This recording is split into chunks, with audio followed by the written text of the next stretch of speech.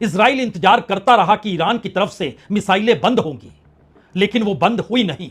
Cease fire का ऐलान अमेरिकी राष्ट्रपति ने जिस तरीके से किया और उसे ईरान ने मानने से इनकार कर दिया, उसके बाद दोबारा से अमेरिकी राष्ट्रपति को कहना पड़ा कि सीज फायर लागू हो गया है, प्लीज कृपया अब आप इस सीज फायर का उल्लंघन नहीं करें।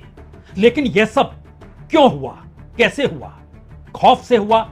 रणनीति फेल होने की वजह से हुआ? कौन सी परिस्थिति थी? कतर में ऐसा क्या हुआ जिसके बाद अमेरिकी राष्ट्रपति को सीज फायर का ऐलान करना पड़ा? ईरान के भीतर ऐसा क्या हुआ कि उसने सीज फायर मानने से इनकार कर दिया? यह सवाल कम से कम पश्चिम एशिया में ईरान और इजराइल युद्ध के बाद बहुत बड़ा हो चुका है।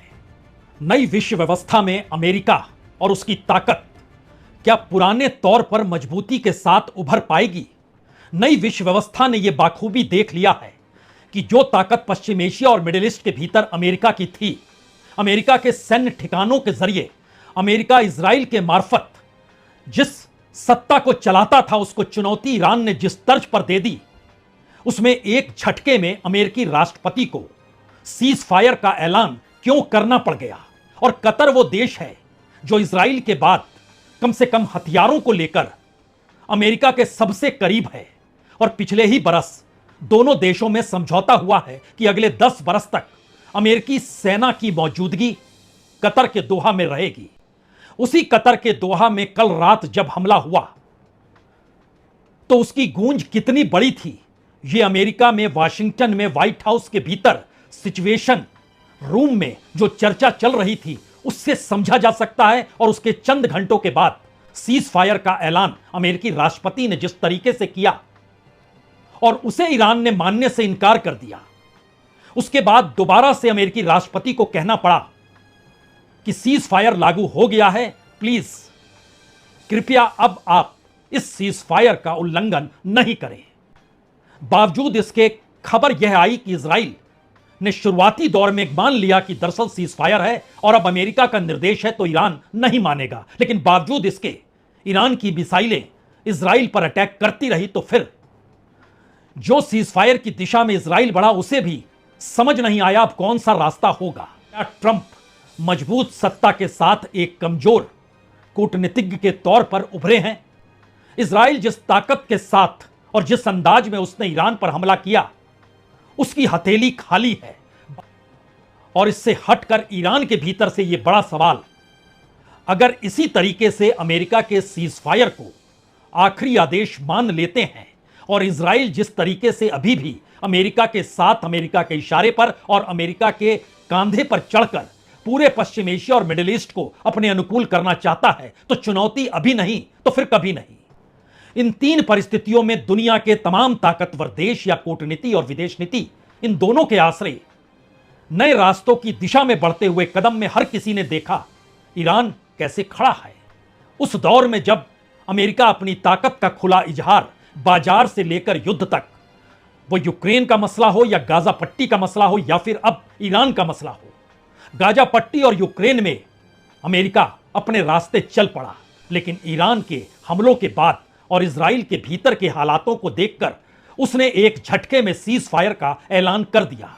दुनिया मानकर चल रही थी कि दरअसल अमेरिका जब तक इजराइल के पीछे खड़ा है और जिस तरीके से उसने बम ईरान के परमाणु ठिकानों पर बरसाए और उसे नष्ट कर दिया, उसके बाद ईरान की कमर टूट चुकी होगी। बावजूद इसके सीज फायर का ऐलान अमेरिकी राष्ट्रपति ने तब किया जब ईरान ने सीधे तौर पर कतर के दोहा में, जहां पर अमेरिकी सैन्य अड्डा है, उसको निशाने पर ले लिया। और तकरीबन 5 घंटों के बाद जो पहला ट्वीट किया गया, उसमें उन्होंने ऐलान किया कि मुझे यह घोषणा करते हुए खुशी हो रही है कि इजराइल और ईरान के बीच सीज फायर अब से 6 घंटे बाद लागू होगा। लागू कुछ भी नहीं हुआ। 1-2 नहीं बल्कि आधे दर्जन से ज्यादा मिसाइल ईरान ने इजराइल पर डाल दिए। और इजराइल समझ नहीं पाया कि एक तरफ अमेरिका के राष्ट्रपति का संदेश है और दूसरी तरफ दुश्मन देश ईरान की मिसाइल है। वह खुद को खड़ा करे तो कहां करे। इजराइल के भीतर ऐसा क्या हुआ कि उसकी अपनी दुविधा थी, अब वो क्या करे। अगर वो जवाब देता है तो वह भी सीजफायर का उल्लंघन कर रहा है, जवाब नहीं देता है तो फिर मैसेज इजराइल के भीतर खतरनाक होंगे। इस परिस्थिति को समझने से पहले आपको देर रात जो ईरान ने हमला किया था कतर के दोहा में अल उदीद मिलिट्री बेस पर 19 मिसाइलें दागी गई थी और उसके तुरंत बाद जानकारी चूंकि वाशिंगटन पहुंच गई, क्योंकि अलर्ट खुद ईरान ने कतर को दे दिया था कि हम हमला करेंगे। बाद में अमेरिकी राष्ट्रपति ने इसके लिए शुक्रिया भी कहा।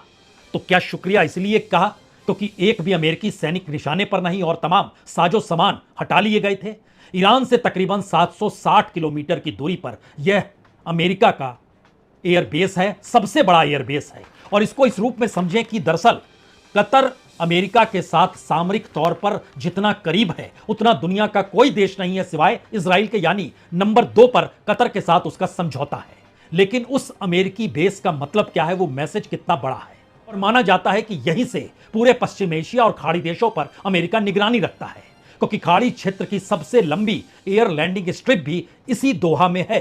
दूसरी तरफ ईरान अपनी राष्ट्रीय सुरक्षा परिषद में जो बयान दे रहा था वो बयान अमेरिका और कतर बिल्कुल नहीं दे रहे थे और इजराइल ने इस पर खामोशी बरती थी। अब यहां पर असल चीज समझने की जरूरत इसलिए है क्योंकि ट्रंप जब मई के महीने में मिडिल ईस्ट गए थे तो उस वक्त वह कतर के इस बेस में भी गए थे और वहां उन्होंने सैनिकों की मौजूदगी में बतौर राष्ट्रपति कहा था कि राष्ट्रपति के तौर पर मेरा उद्देश्य संघर्ष खत्म करने का है, शुरू करने का बिल्कुल नहीं है। दूसरी तरफ ईरान की तरफ से जो सीज फायर की घोषणा की गई उसमें ईरान की सुप्रीम नेशनल सिक्योरिटी काउंसिल ने जो बयान जारी किया उसका मजमून सिर्फ और सिर्फ एक ही बात को बार बार कहता है कि दरअसल ईरान दुश्मन को पछताने और हार मानने के लिए मजबूर करने की दिशा में लेकर आ गया। और अब दुश्मन को भी समझ में आ चुका है कि उसने जो किया उसने गलत किया। जो हमला किया गया था, जिस तरीके से हमला किया गया था वह ईरान को बर्दाश्त नहीं था और उसका जवाब देना ही था। और इस तरीके से यह सीज फायर तक कम से कम कागज, दस्तावेजों और बयानों के जरिए बात यहां तक पहुंची जो कल देर रात कतर पर अमेरिकी सैन्य अड्डों पर हुए हमले के बाद की परिस्थितियां हैं। यानी बीते 12 घंटों में जो हुआ उसने वाकई दुनिया के सामने नई विश्व व्यवस्था की एक नई बिसात को बिछा दिया है। उसमें वक्त अब तय करेगा इजराइल कहां खड़ा है, ईरान कहां खड़ा है।